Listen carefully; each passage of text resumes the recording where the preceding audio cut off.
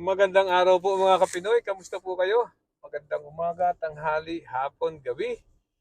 Kahit saan parte ng mundo kayo nandun, ano? Ngayon po ay araw ng ano ba ngayon? Martes, ano?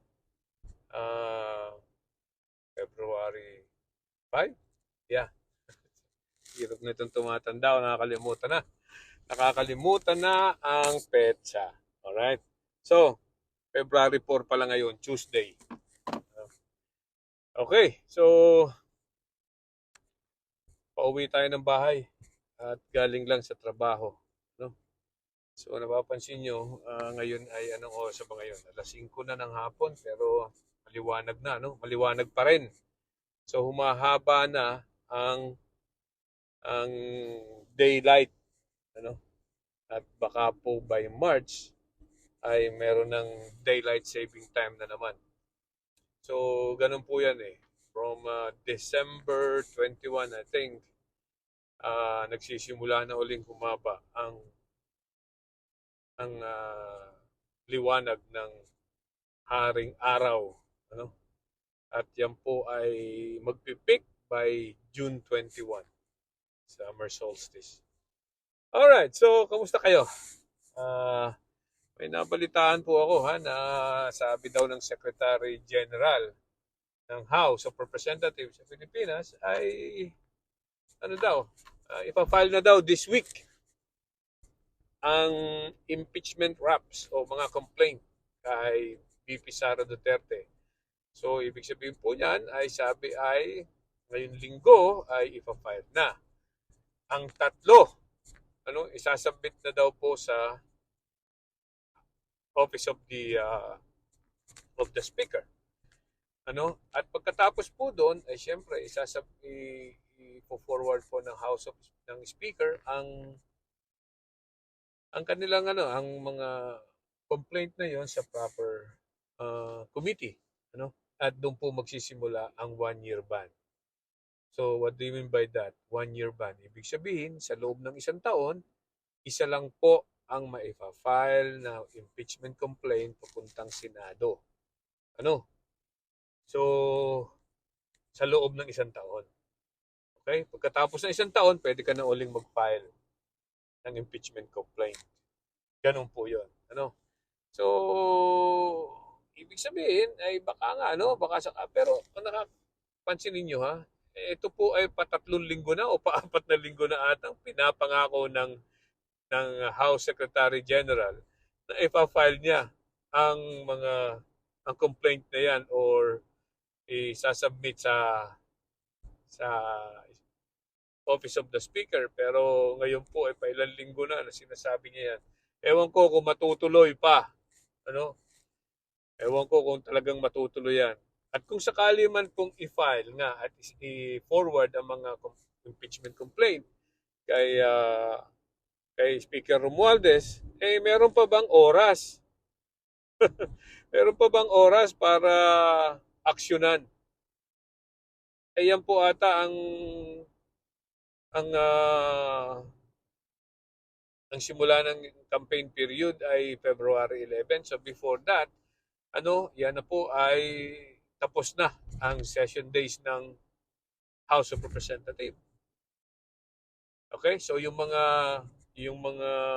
tinatawag nating congressman ay mag-uuwian na po yan sa kanya-kanyang distrito at magsisimula ng mga panya, Although hindi pa naman talagang campaign period. Ay nangangampanya na sila. Ganun po yan. So, okay.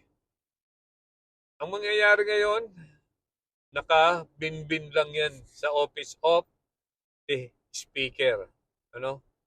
At pagkatapos po, palagay ko ng eleksyon, depende sa anong mangyayari, kung ang mga nanalo after the election ay mga kapanalig ng administrasyon, ay baka po ma-file na yan. Ipa-file sa proper committee ng House of Representatives. And then from there, ipa-file na sa Senado. Or baka sakaling ang gawin po ng ng pamunuan ay papirmahin na lahat ng makakuha ng 103 members, ano, para pirmahan at ng diretso na po sa Senado, ano, bago magtapos sa June 30 ay nasa Senado na, di ba? Mas maganda 'yon. Pero wag na po tayong umasa na talagang aaksyonan ng ng Speaker ang complaints na 'yan once na matanggap niya. Dahil kalokohan po kung i-refer na niya agad yan sa proper committee. Ano? So, dahil pag refer na niya yan, ay tatakbo na po yung 1-year ban. Ano? Tapos hindi rin naman baka hindi rin matuloy. Ano? So, koko nga, tama yon. Dapat talaga nilang i-submit after the election. Ano? Yun po sa tingin ko na mas makakabuti. Ano? Tapos, ano pang magagawa natin ngayon? Ano? Hintayin na lang po natin kung talagang yan ay ano mangyayari dyan sa impeachment na yan. Alam niyo po, yung impeachment complaints na yan, it's not just a legal obligation, it's also a moral duty for all those concerned. Lalo na dyan sa mga congressman na yan. Ano? Alam ko na political exercise yan, pero alam niyo po, dahil sa blatant ang pagkakagawa ng mga kalokohan ng Vice President natin tungkol diyan sa habang sa mga trabaho niya diyan sa Office of the Vice President, sa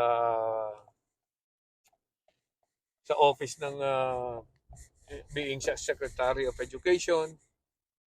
Ano, sobra po ang daming kalokohang ginawa diyan. Dapat lang po talagang ma-file ang impeachment. Malaman natin talaga kung anong mangyayari diyan, ano? Okay?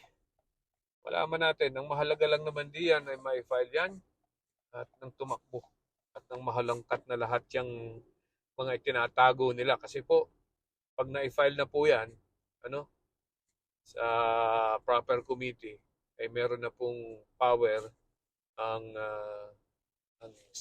Congress o tsaka Senate na halungkatin yung mga bank account ng mga Duterte, Sara Duterte, ano? Hindi natin magawa-gawa ngayon kasi walang complaint. Ayaw nila mag-waive. Samantalang pag meron na pong complaint diyan ng impeachment, siya. Walang magagawa ang AMLAC kung hindi ibigay ang mga documents na yun kung sakalit mayroong mag-request. Ano? Para sa pagkailangan sa impeachment proceeding. Okay? So, malaman natin ang susunod na kabanata. Okay? Bye-bye!